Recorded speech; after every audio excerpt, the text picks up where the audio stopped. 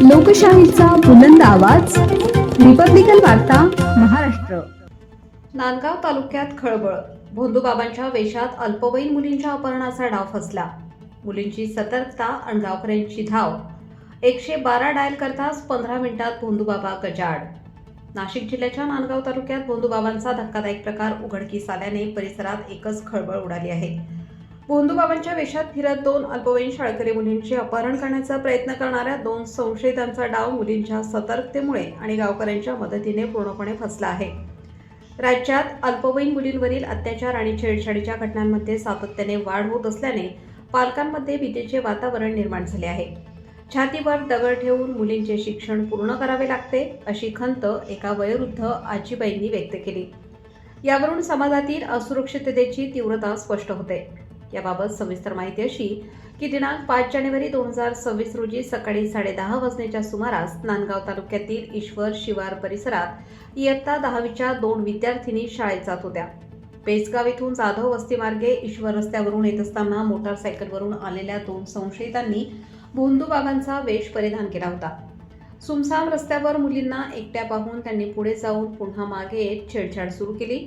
मुलींना अपहरणाचा संशय येताच त्यांनी प्रसंगावधान राखत अत्यंत धाडसाने पळ काढला। मात्र संशयितांनी पाठलाग करत हात धरून लज्जा उत्पन्न होईल असे कृत्य केले। याचवेळी मुलींनी आरडाओरडा केल्याने परिसरातील ग्रामस्थ तात्काळ मदतीला धावले। गावकऱ्यांनी तात्काळ 112 या आपत्कालीन क्रमांकावर संपर्क साधत पोलिसांना माहिती दिली। अवघ्या 15 मिनिटात नांदगाव पोलीस स्टेशनचे पथक घटनास्थळी दाखल झाले आणि दोन्ही संशयितांना ताब्यात घेतले। या प्रकरणी नांदगाव पोलीस ठाण्यात गुन्हा दाखल करण्यात आला असून आरोपी सध्या पोलिसांच्या ताब्यात आहेत। पुढील चौकशी सुरू आहे। याबाबत प्रतिक्रिया देताना दिगंबर भदाणे यांनी शाळकरी मुलामुलींनी कोणतेही संशयास्पद व्यक्ती दिसल्यास त्वरित 112 वर संपर्क साधावा असे आवाहन केले आहे। पोलिसांची मदत तात्काळ मिळते असेही त्यांनी स्पष्ट केले। आज रोजी बेसगाव इथून काही अल्पवयीन मुली हिसवळ येथे शाळेत जात होत्या। तर 2 मुली ज्या होत्या त्या शाळेत जात असताना हिसवळ येथे त्यांना रस्त्यामध्ये 2 साधू वेशातील इसम भेटले। त्या इसम जेव्हा मोटरसायकलवर आले तर त्यांनी थांबले त्या मुलींना बघून। थांबल्यानंतर मुली जोरात चालायला लागल्या। तर परत ते त्यांच्याजवळ आल्यानंतर गाडीच्या खाली एक इसम उतरला आणि त्या इसमाने त्या मुलीचा हात धरल्यामुळे ती मुलगी जोरात पळू लागली। त्याच्यानंतर तो इसम पण पळू लागला। त्या मुलींना भीती वाटल्यामुळे त्या मुली तिथून पळून गेल्या।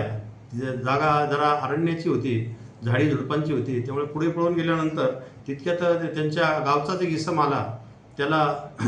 त्यांनी त्या गाडीवर बसून त्या हिसवळ येथे गेल्या। हिसवळ येथे गेल्यानंतर त्यांनी ते रेल्वे स्टेशनला एका इसमाचा फोन घेतला आणि त्या मुलींनी त्यांच्या गावात वडिलांना फोन केल्यानंतर घडलेली घटना सांगितली की असे साधू वेशातील 2 इसम मला भेटले होते। तर त्या वडिलांनी आणि गावातील काही इसमांनी त्यांना तिथे गावात थांबवून ठेवल्याची माहिती समजल्यानंतर त्यांचे शाळेतले जे शिक्षक आहेत हिसवळ येथे ते शिक्षक त्या विद्यार्थिनींना घेऊन परत बेसगाव येथे गेले।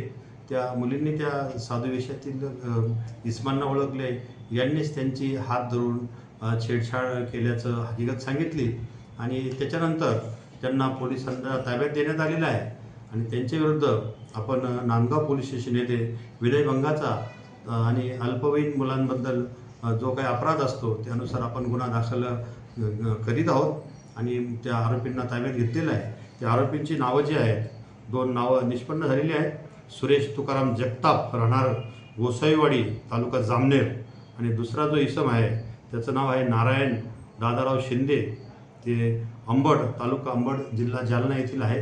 त्यांच्यावर आम्ही योग्य ती कारवाई करीत आहोत। ह्या घटनेवरून आम्ही नांदगाव तालुक्यातील ज्या काही शाळा महाविद्यालय आहेत आणि रस्त्याने दूरवर अंतरावर येणाऱ्या ज्या मुली आहेत, विद्यार्थिनी आहेत, त्यांना आम्ही ह्या प्रसंगावरून असे आवाहन करतो की अशा जरी घटना घडल्या दुर्दैवी ज्या घडणार असतील किंवा त्या घडण्याच्या बेतात असतील त्यावेळेस आपण घाबरून न जाता तर ते पोलिसांची जी हेल्पलाईन आहे 112 यावर फोन करावा।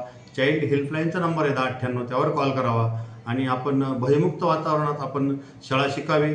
जेव्हा जेव्हा तुम्हाला गरज भासेल तेव्हा तेव्हा पोलीस तुमच्या मदतीला सदैव तयार राहतील। नंबर लक्षात असू द्या डायल 112ला तुम्ही केव्हाही कॉल करा. कोणत्याही मुलींनी घाबरून जाऊ नये. शाळा आपल्या ज्या आहेत त्या योग्य तऱ्हेने आणि भयमुक्त वातावरणात शिक्षण घ्यावं असं आम्ही प्रसंगाने आवाहन करतो. अशा कुठल्याही घटना घडू देणार नाही याची आम्ही आपल्याला ग्वाही देतो. अशी या माध्यमातून तुमच्या ज्या वृत्तवाहिनी रिपब्लिकन वार्ता महाराष्ट्र न्यूजसाठी नांदगाव प्रतिनिधी मुक्ताराम बागुल, नाशिक.